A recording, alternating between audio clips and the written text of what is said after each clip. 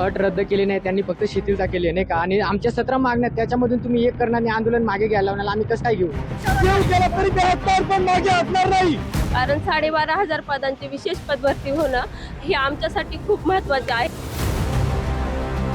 गडचिरोली येथे जे आमच्या 3 बहिणींचा मृत्यू झाला त्यांच्या घरच्यांना तात्काळ मदत करावी.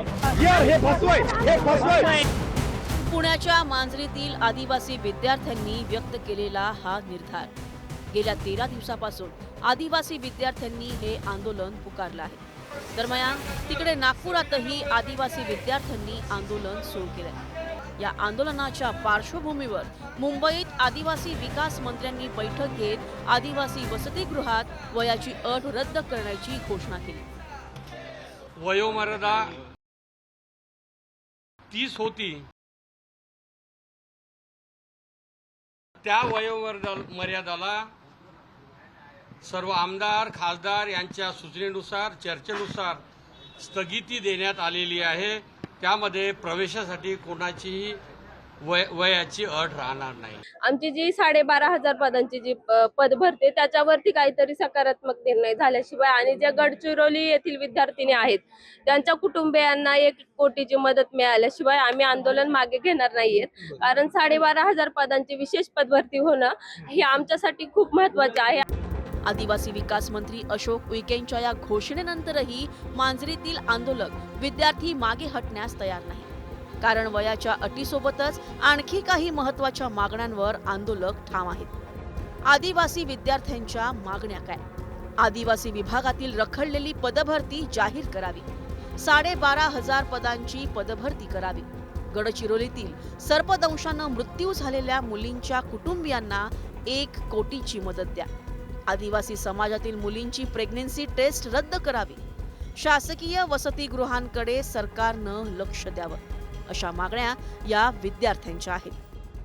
अट रद्द केली नाही, त्यांनी फक्त शिथिलता केली नाही का. आणि आमच्या 17 मागण्या त्याच्यामधून तुम्ही एक करणार आणि आंदोलन मागे घ्यायला लावणार, आम्ही कसं काय घेऊ. जे आमचा 12,500चा पण मुद्दा आहे तो मार्गी लावा, तेव्हा आम्ही काहीतरी विचार करू ना. तुम्ही साधं चर्चेला सुद्धा बोलवत नाही आम्हाला. आता आमच्या 25 तारखेला ग्रुप सीच्या एक्झाम आल्यात, बाकीचे समाजाची पोरं अभ्यास करताय लायब्ररीमध्ये बसून, आणि आम्ही काय करतोय, आम्ही तर आंदोलन उपोषण करतोय. विद्यार्थ्यांच्या मंजूर करा, त्यांच्या शैक्षणिक सुविधा भत्ते असतील ते कुठंतरी तुम्ही नव्याने वाढ करा. त्यांच्या हॉस्टेल्स मध्यवर्ती भागात झाली पाहिजे, ही पेसा भरती तात्काळ झाली पाहिजे. आणि जी काही बोगस पदं भरलेली ती रद्द करून 12,500ची पदं भरती झाली पाहिजे. नाही तर तोपर्यंत हे आमचं आंदोलन चालूच राहील. कारण आमचे 3 सहकारी तुम्ही बघताय हॉस्पिटलमध्ये गेलेत, परंतु एकही अधिकारी असेल किंवा प्रशासनातील मंत्री असेल तर चर्चा करायला येत नाही. विशेष म्हणजे राहुल गांधींच्या छात्रों की गूंज कार्यक्रमातही आदिवासी आंदोलक विद्यार्थिनी निशा साबळेंनी हा मुद्दा उपस्थित केला होता. तो हम दिवाली में या किस छुट्टी में गए और 1 महीने से ज़्यादा वहाँ पर रहे तो वो बोलते हैं कि आप फिटनेस सर्टिफिकेट लाए, और वो फिटनेस सर्टिफिकेट क्या होता है कि हमें हमारी प्रेगनेंसी टेस्ट की जाती है. आदिवासी विद्यार्थ्यांच्या याच प्रश्नाकडे लक्ष वेधण्यासाठी काँग्रेस नेते राहुल गांधींनी मुख्यमंत्री फडणवीसांना पत्र लिहिलं होतं. त्यावरूनच आता नव्या वादाला तोंड फुटलंय. आदिवासी विकास मंत्री अशोक उईकेंनी राहुल गांधींना हा टोला लगावलाय. 13 दिवस त्यांना वेळ काय येते त्या प्रश्नांची दखल घ्यावी आणि ह्या प्रश्नांचा वाचा तातडीने सोडावा अशी माननीय राहुलजींनी मुख्यमंत्र्यांना तिथं विनंती केलेली आहे. आणि मला अपेक्षा आहे की ह्या पत्राची दखल घेऊन हे राज्य सरकार म्हणजे कुठलाही भेदभाव न करता आदिवासी विद्यार्थ्यांच्या आणि विद्यार्थिनींच्या प्रश्नाला तोडगा काढतील अशी माझी अपेक्षा. 1992ला मिळालेली अनुदानित आश्रमशाळा जर त्यांना वास्तविकता जर सांगितली असती की ती आपल्याच माजी खासदाराची आहे, माजी मंत्र्याची आहे, 3 वेळा निवडून आलेल्या आमदाराची आहे, तर कदाचित तो प्रश्न उपस्थित झाला नसता. तर ती माहिती जर कदाचित त्यांना देणं आवश्यक होतं, एवढीच अपेक्षा होती.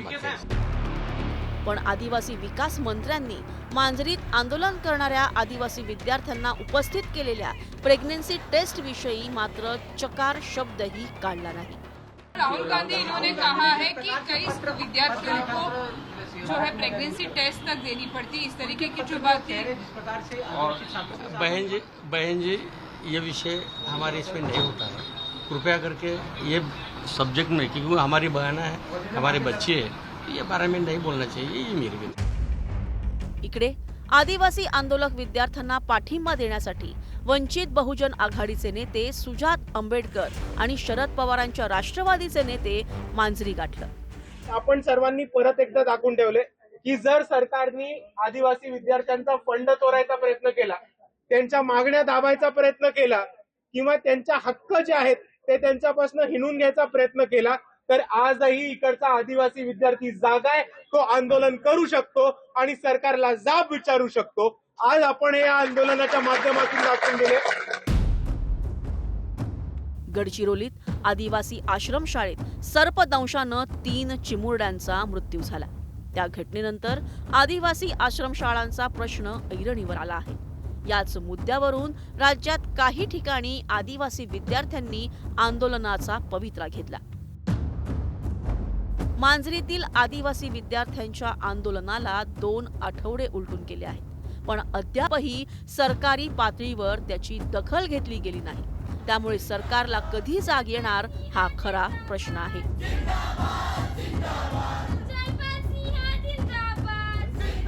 Bureau report, news 18 Marathi.